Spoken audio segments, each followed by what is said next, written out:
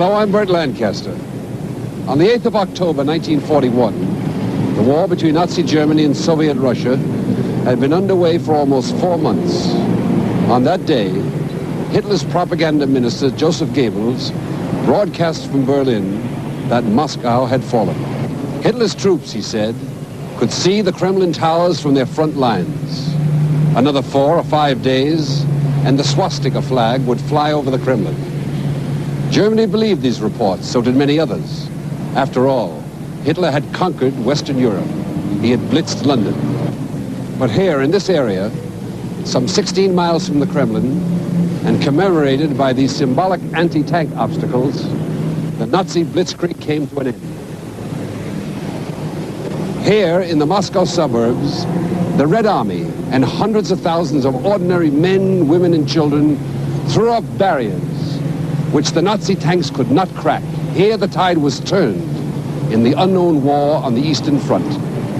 On November 7th, as always, the Soviet Union celebrated its national holiday.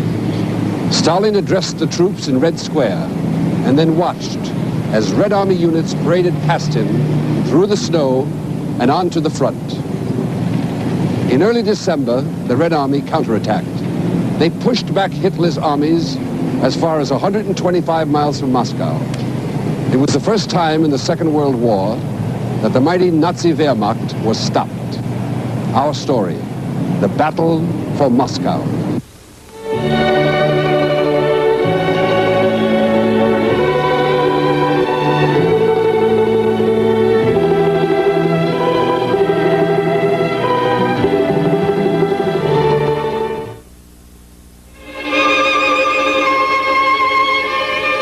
Moscow, the heart of Russia. Moscow, where modern Russia began, where Vladimir Lenin lived and worked and planned the development of the Soviet state, and where his body lies for eternity. The Kremlin, the nerve center of the Soviet Union. From here, the Stavka, the Soviet High Command, directed the unknown war. In 1941, its bright towers and gold onion domes were daubed with gray-green paint, camouflage against the Nazi bombers. Anti-aircraft guns put up a barrage from the roof of the Moscow Hotel. In the summer of 1941, Moscow took on the look of war.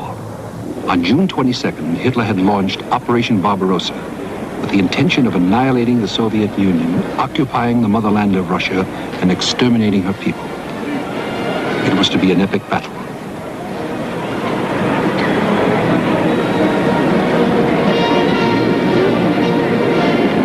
But the people of Moscow, sending their husbands, sons, and brothers to the front, still hoped that the war would be a short one.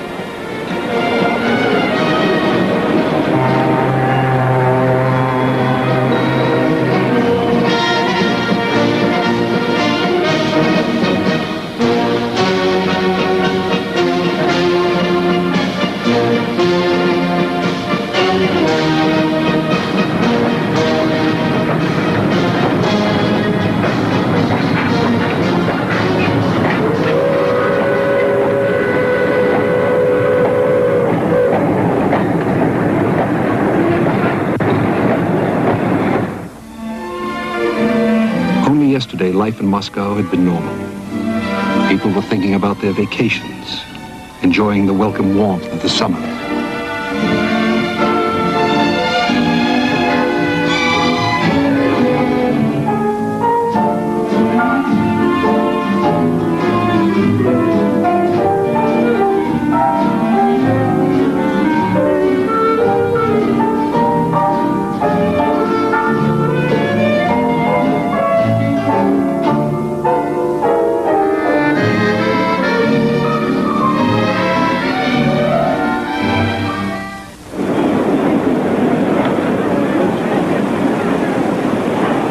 The Bolshoi was completing its season, with the great ballerina Ulanova dancing.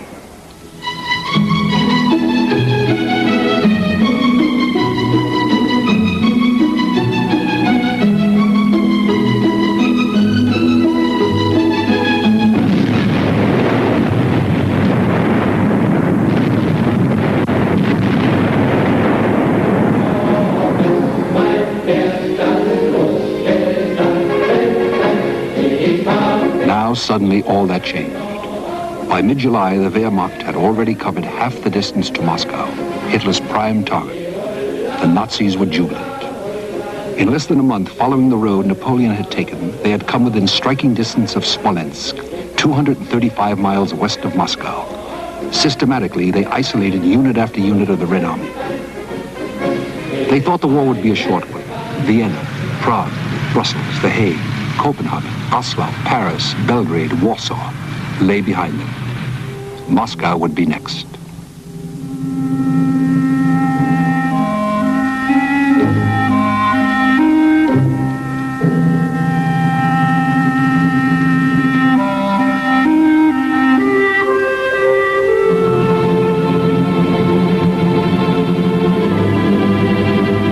In July, the first serious air raids came to Moscow, and with them a growing awareness of danger. More anti-aircraft guns were mounted, and the defenses were dug, the women alongside the men.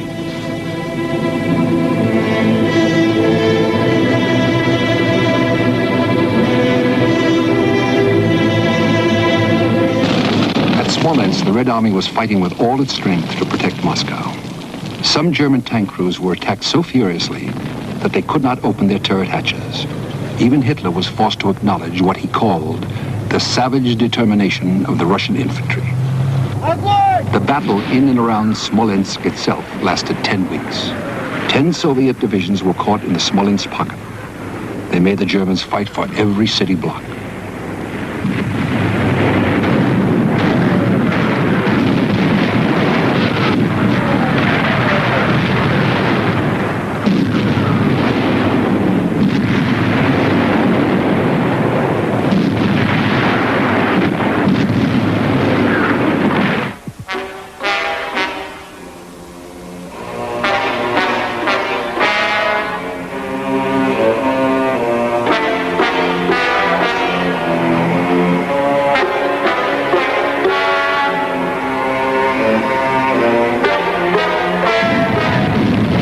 Much of it destroyed, Smolensk was in German hands by the beginning of September. Its defense had bought time, but at fearful cost to the Red Army.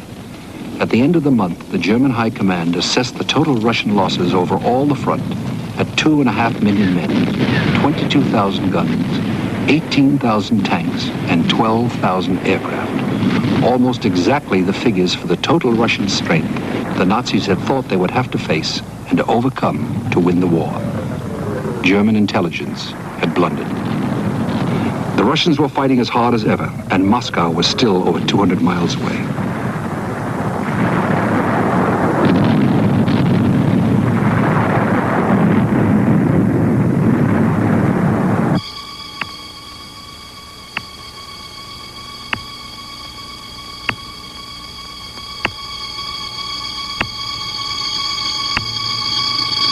By now, the air assault on Moscow had begun in earnest, delivered by the same squadrons that had bombed London, Liverpool, Warsaw, Rotterdam, and Belgrade.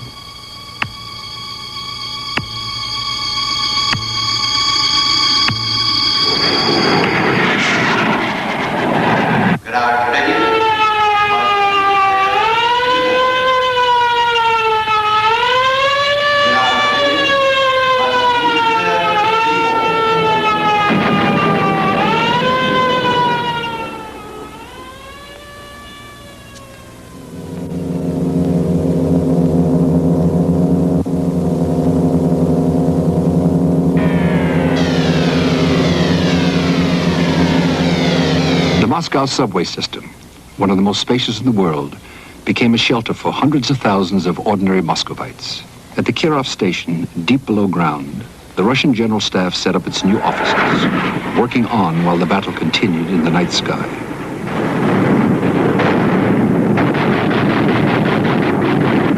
In the first month of their raids on Moscow, the Nazis lost 200 of their bomber pilots.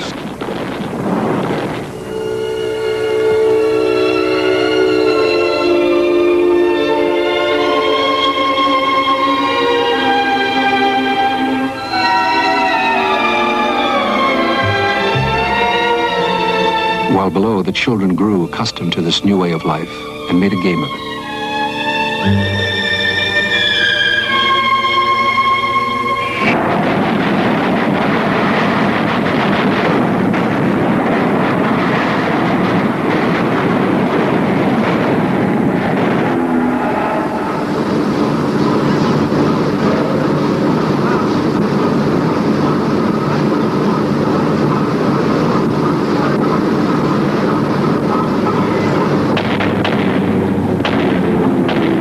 bombing did not seriously interrupt Moscow's industries.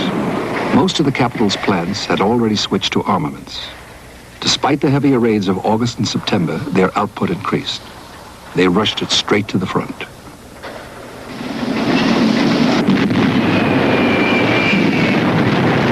Occasionally there was heavy damage by fire as well as by high explosives. The attack was indiscriminate.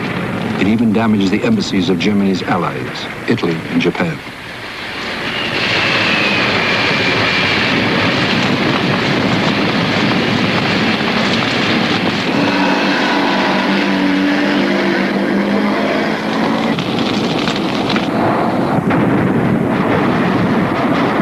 More and more often, the Soviet fighters scrambled and the siren sounded. Moscow's landmarks began to suffer. Moscow University, the famous Vakhtangov Theater, the Prague restaurant, and even the Kremlin suffered minimal damage from a bomb. And it gave Moscow's children a new hobby, collecting souvenirs, bomb fragments made in Germany.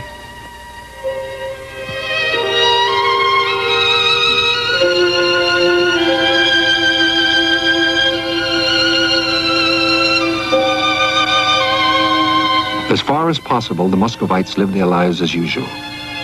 From time to time, they woke to find fresh evidence of the night's activities.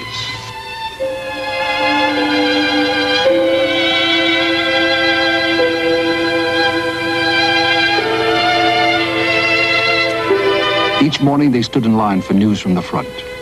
It was not encouraging. The Nazis were very far from being contained. The Unknown War will be back after this. With the Battle of Moscow. In the middle of September, the Fuhrer decided to intervene in person.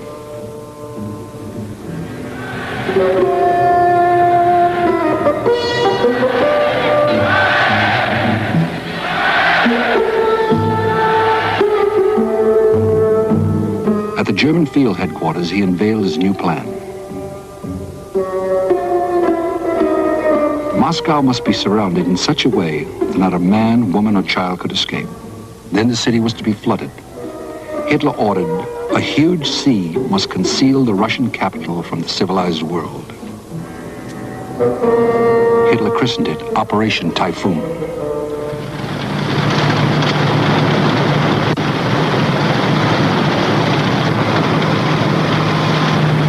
Along a front of 150 miles, Operation Typhoon committed 74 divisions, 14 of them panzers and 8 motorized, 1,800,000 men, 1,700 tanks, over 14,000 guns and mortars, and nearly 1,400 aircraft. To face them, the Red Army had 800,000 men, with 7,600 guns, 990 tanks, and 670 planes. On September 30th, Hitler declared, "After 3.5 months of fighting, you have created the necessary conditions to strike the last vigorous blows which should break the enemy on the threshold of winter." And once more, the Wehrmacht lumbered dangerously eastwards toward Moscow.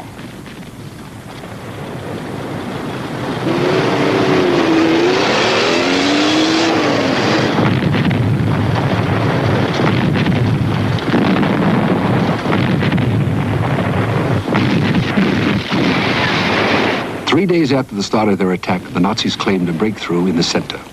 On the 4th day, they took Orel without pausing. They had pinned down major Soviet forces in one pocket near Vyazma and another near Bryansk. Goebbels announced, "The annihilation of this army group has definitely brought the war to a close." The encircled Soviet divisions fought on. Their fierce resistance slowed the Nazi pincers and allowed the Soviet High Command to make a fighting withdrawal of the rest of its troops.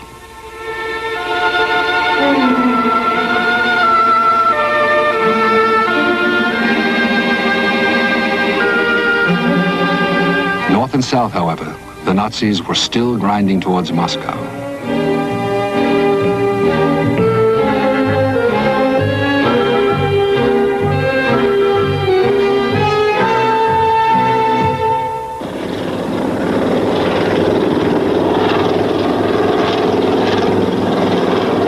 It was the hour of decision. Early in October, Stalin summoned General Zhukov to Moscow from his Leningrad command. intending to place him in command of the Western Front protecting Moscow. That front was beginning to crumble away. Zhukov recalls those days. 7 числа я вылетел в Москву. В Москву прилетел уже вечером и сразу же направился. I arrived in Moscow on the evening of October 7th and immediately went to Stalin's apartment in the Kremlin. He had the flu, but he was working. Поздоровавшись, кивком головы, он предложил посмотреть на карту и сказал: вот смотрите, какая сложилась обстановка на западном направлении. He greeted me with a nod and pointed to the map in front of him. Look at the front, he said. I can't get an exact report on what's happening, where the enemy is, where our troops are. Если вы можете, поезжайте немедленно в штаб Западного фронта. If you can, go straight to Western Front headquarters and study the situation there. Call me anytime, day or night. I'll be waiting. В западном направлении сложилась крайне опасная The обстановка. situation on the Western Front was very dangerous. Practically all the roads to Moscow were open. It was the most critical moment of the entire war, and Moscow was preparing for the worst. The diplomatic corps had left, and so had many of the government officers. Stalin and the Stavka stayed. Whole factories were now moved to the east by train. Zhukov left Moscow at once to assess the situation at the front. New defense lines were formed in the area of Mozhaisk. Stalin appointed Zhukov to command on October 10th.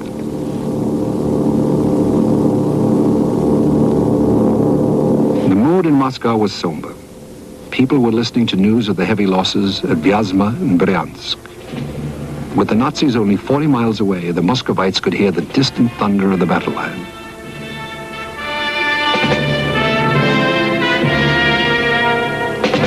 Stalin proclaimed a state of siege.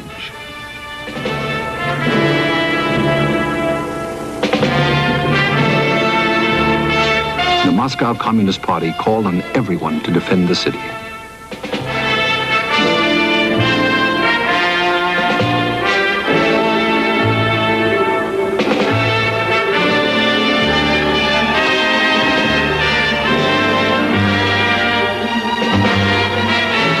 $600,000 Muscovites, old and young together, turned out to strengthen the city's defenses.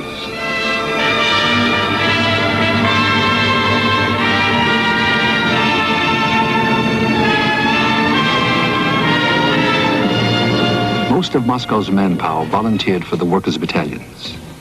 The new infantry, hastily trained, was to march out at once against the Nazi veterans.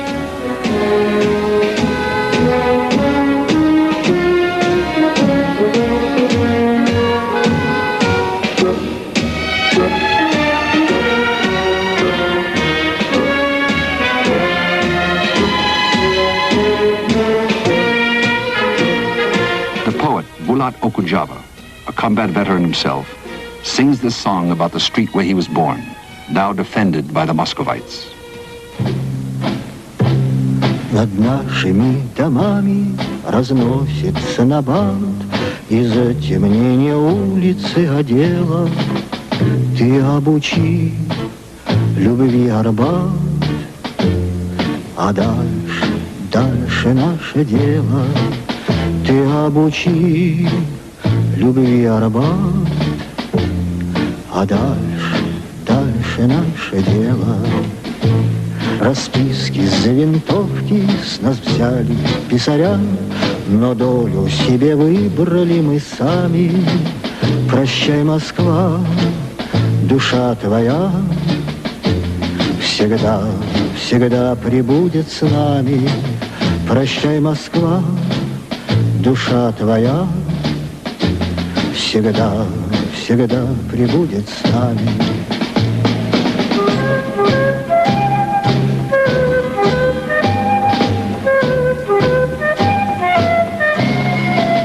Прощай, Москва, душа твоя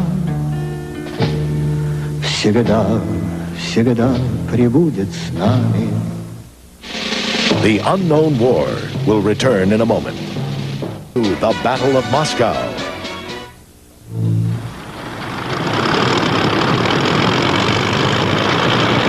By now, the Nazi panzers were in trouble. Soviet resistance was stiffening all the time, and rain and sleet turned the country roads to mud.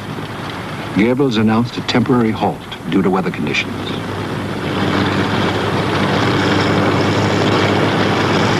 On October 20th, Guderian's panzers reached Tula, 100 miles south of Moscow, but could not take it.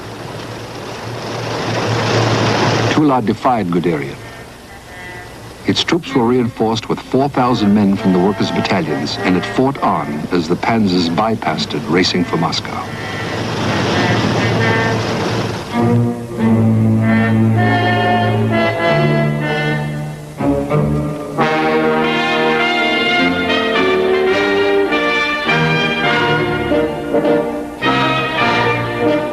While the militiamen of Tula prepared to defy the German flood, Guderian's panzers had been attacked by some new Russian tanks, the new T-34s, and they were superior to anything in the German arsenal. Up to this point, Guderian concluded early in October, we had enjoyed tank superiority, but from now on, the situation was reversed.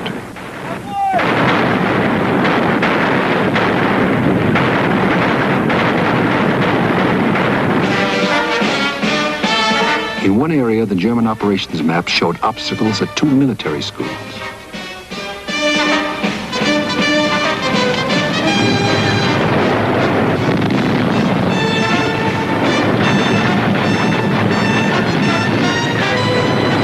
Here, a handful of cadets, young boys, stood against the weight of the Wehrmacht, expecting only to delay the enemy for as long as they could. They succeeded, at the cost of their lives.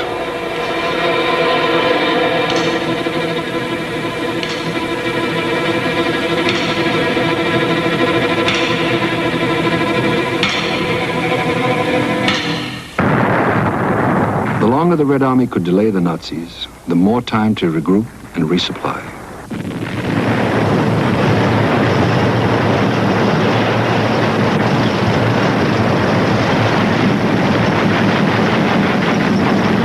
Soviet strategy was to blunt the panzer's strength from their fixed positions, build up overwhelming reserves, then counterattack.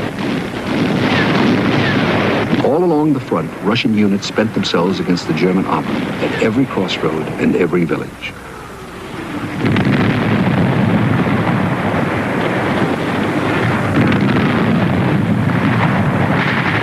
One small unit had only 28 men left, but it accounted for 50 Nazi tanks.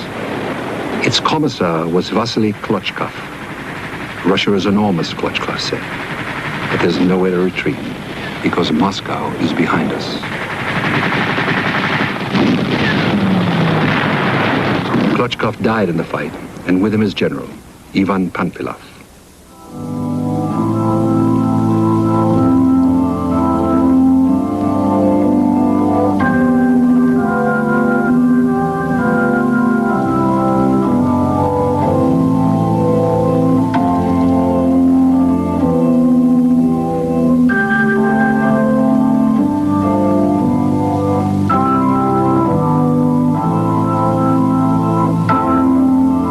Upon tens of thousands of Russians died shielding Moscow.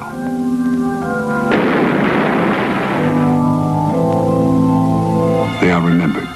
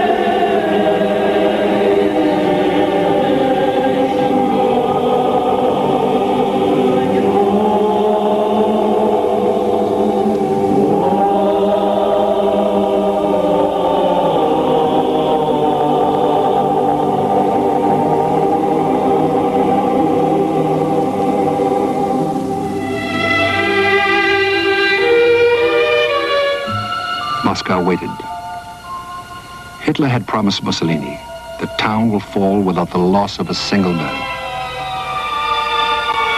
Zhukov knew that the Nazis were readying themselves for a final lunge. The German orders for dealing with Moscow were already in print for use by the SS. First, seize the Moscow Communist Party Committee. Then the headquarters of the International Organization of Workers' Aid. Then the information services and the militia headquarters at 38 Petrovka Street. And then there would be a Nazi victory parade on November 7th in Red Square, by invitation only. In the middle of October, conditions had been such that Moscow might cease to be an effective seat of government. Stalin and the Politburo stayed to command the defense.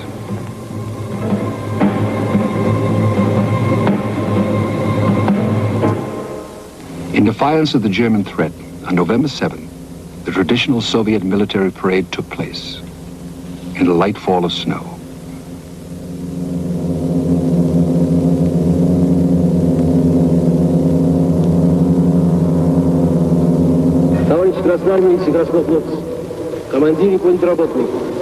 Comrades, Red Army and Red Navy men, officers and political workers, men and women partisans.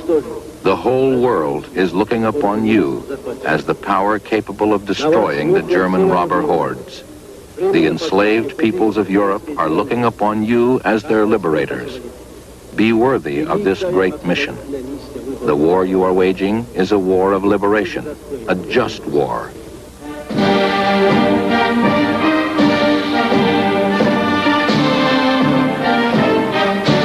Many of the troops marched straight to the front lines.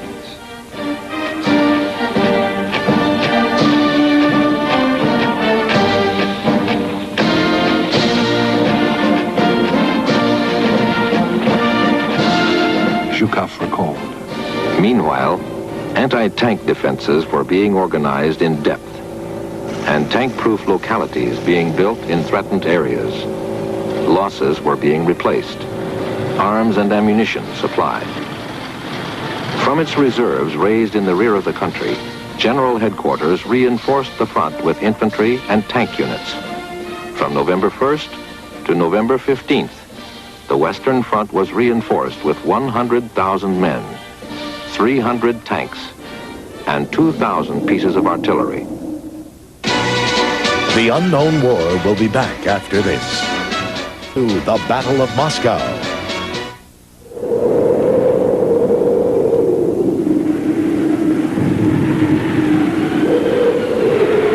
The ground was as hard as iron, and the cold was becoming cruel. Belatedly, the Germans began preparing for a winter campaign.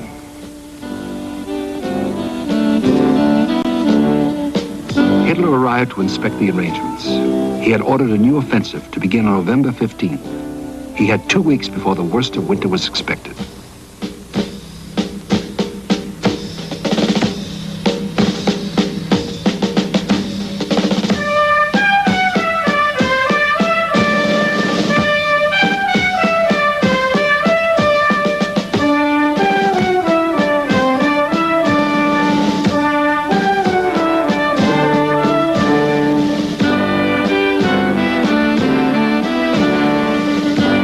Clothing came in from all over occupied Europe, like Christmas presents. But it was a propaganda stunt.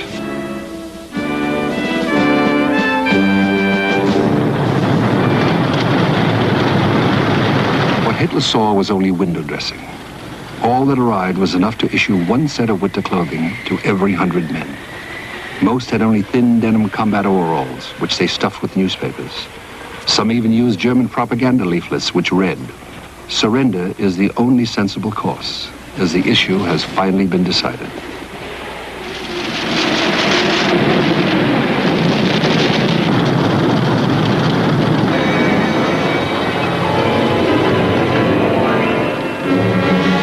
On December 2nd in the afternoon, a German column reached Krasnaya Polyana, 16 miles from the center of Moscow. It was as close as any German would come to realizing Hitler's dream. Moscow was now within range of the Nazi heavy artillery.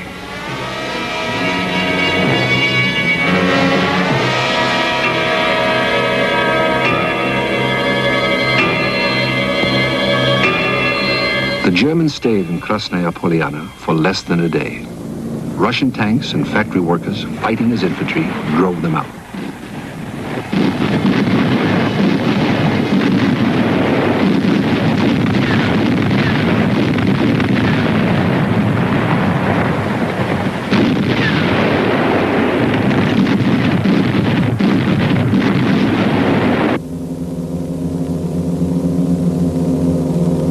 Zhukov had planned well.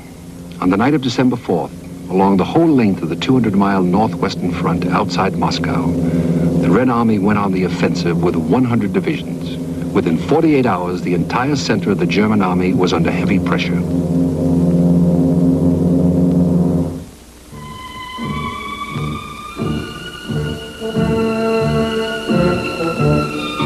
The Soviet Supreme Command had released its strategic reserve to Zhukov. They were the divisions from Siberia, fit, strong, fresh, superbly trained. Hitler had ordered no withdrawal, but it was an order impossible to obey. The Nazis' three main battle groups lost contact with each other. Army Group Center came close to panic. On December 6th, Guderian wrote in his journal, "All the sacrifices and efforts of our brilliant troops have failed. We have suffered a serious defeat." He retreated 100 miles in 10 days.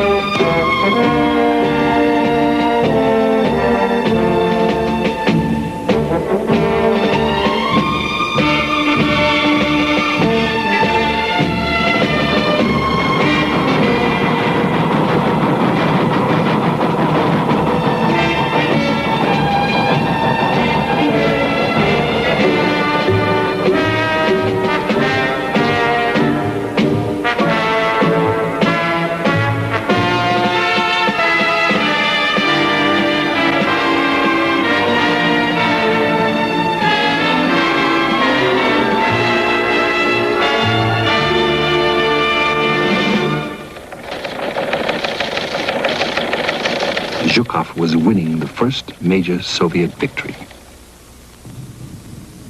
North of Moscow, on the Kalinin front, General Konyev orchestrated his formidable artillery. It was a sound as welcome as a victory march. In the first week of December, Hitler conceded that victory could no longer be achieved that year.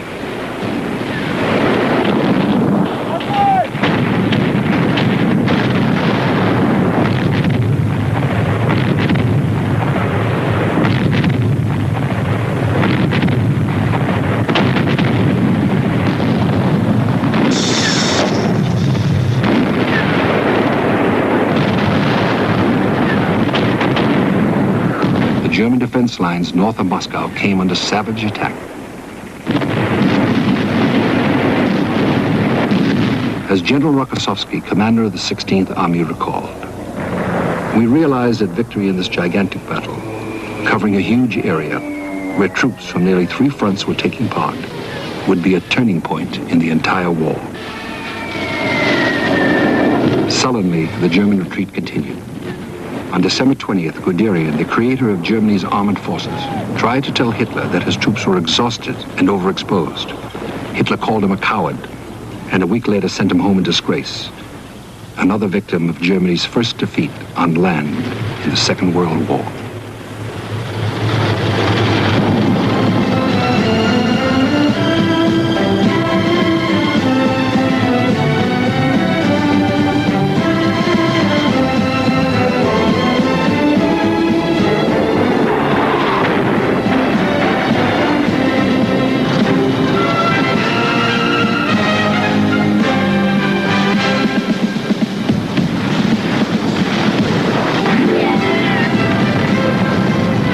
By the end of February, the chief of the German General Staff reported 112,000 of his men were suffering from frostbite. They were the lucky ones. 202,000 Germans had been killed, 46,000 were missing in action, 725,000 had been wounded. The Nazis no longer fought for an ideal or an ideology, for the Führer or the fatherland. They fought blindly to survive, to get to a warm place,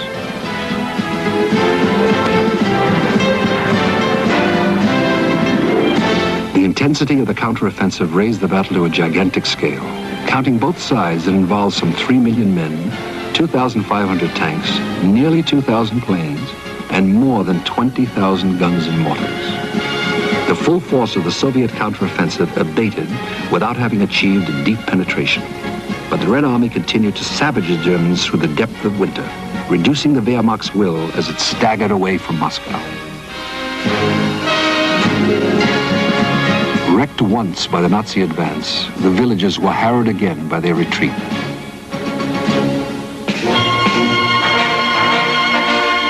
The Red Army was welcomed with joy.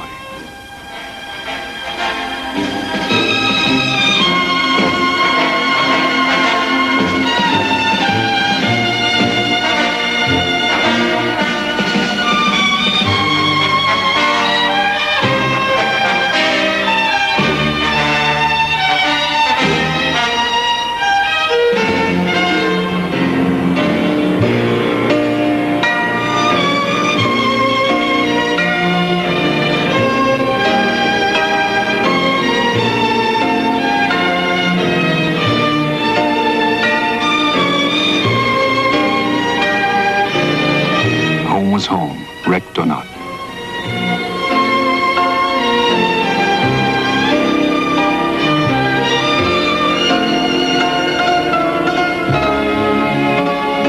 The mayor could resume his duties, and naturally began with a speech.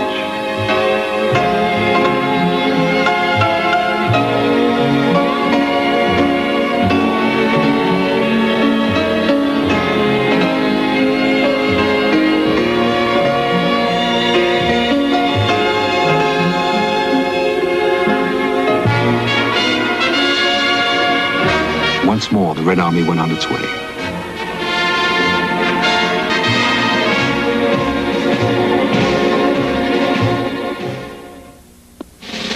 The Unknown War will be back after this. The Battle of Moscow.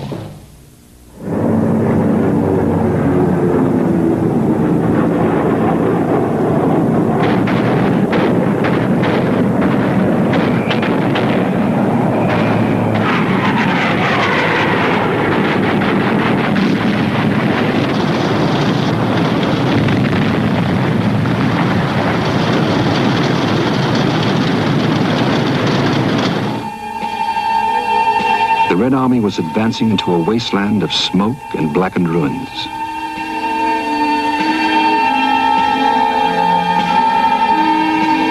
The Nazis even burned what grain they could not carry.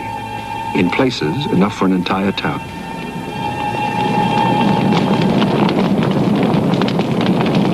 But sometimes it could be salvaged.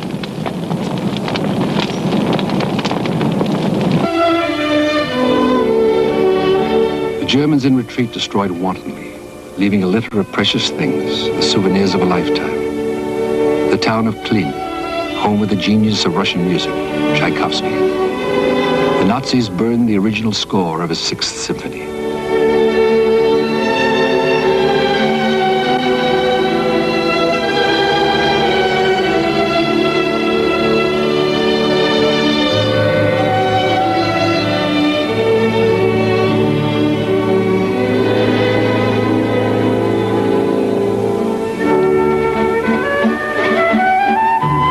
Yasnaya Polyana, the home of Tolstoy.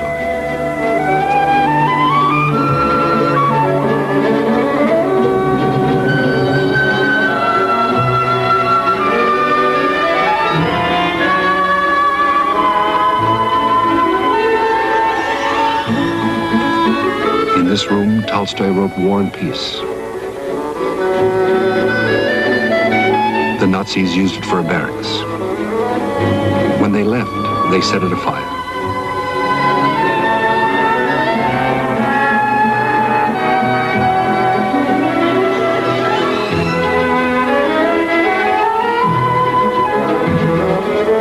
Then they defiled Tolstoy's grave.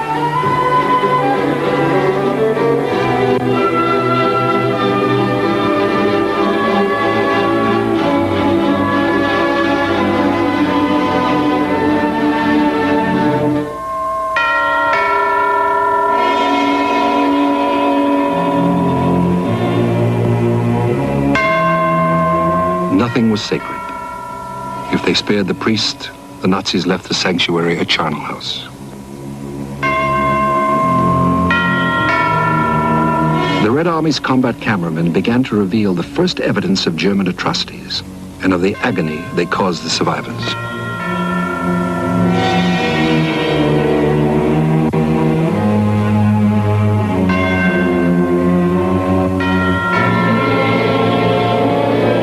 Hitler had called it the New Order. It was new, and it was bestial. It treated human beings as if they were mere objects. It reduced people to nothing.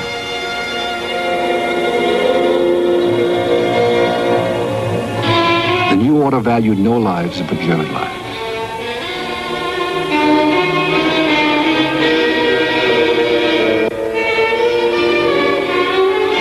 It left the dead anonymous.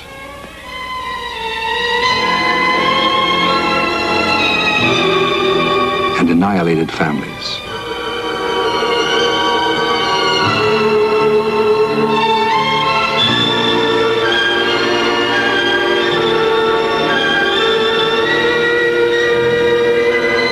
The New Order degraded whatever it touched and scarred the souls of those who survived it.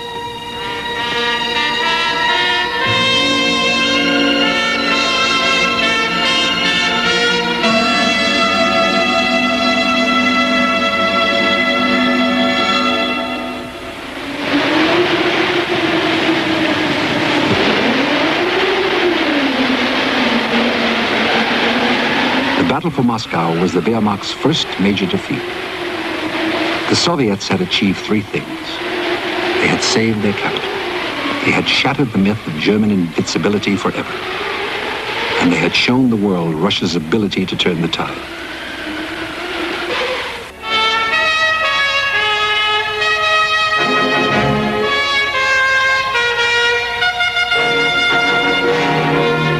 Russia's allies marveled at her ability to resist.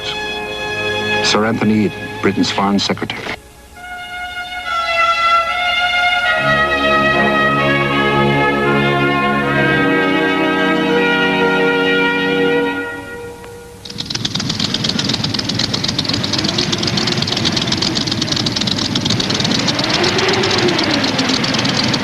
Averell Harriman, President Roosevelt's special envoy, had arrived earlier for talks with Stalin. He remembers. And this was in September, late September, early October, 1941. The Germans were at the gates of Moscow, you remember. And many military men thought it was impossible for Moscow to hold out. Stalin was determined, and the Russian people responded. We had spent 4 nights with Stalin, and we came away convinced that Moscow was whole. For a moment, the Soviets enjoyed a hard-won respite. But Hitler's plans held no comfort. He said, as soon as the weather and the state of the terrain allows, we must seize the initiative again. And through the superiority of German leadership and the German soldier, force our will upon the enemy.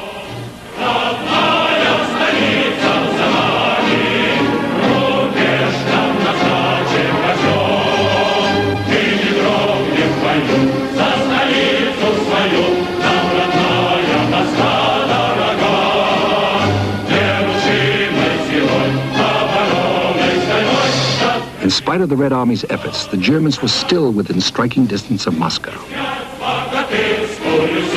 There would be other battles to come, many battles. The unknown war had only just begun. There would be 3.5 more years of battles.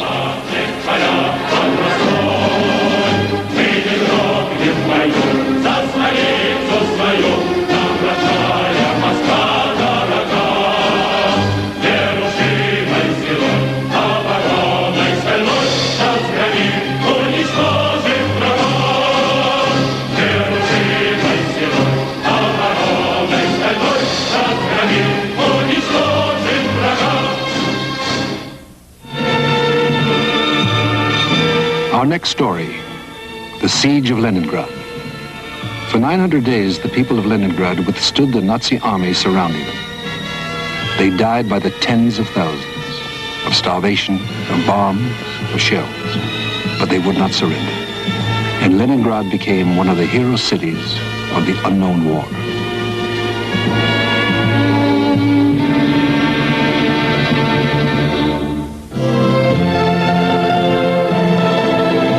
Tuesday, targeted bombing raids over Germany earn a Royal Air Force Marshal a reputation steeped in controversy and skill. On Biography, Sir Arthur Bomber Harris. Now stay tuned for Who Killed Martin Luther King? Next on A&E.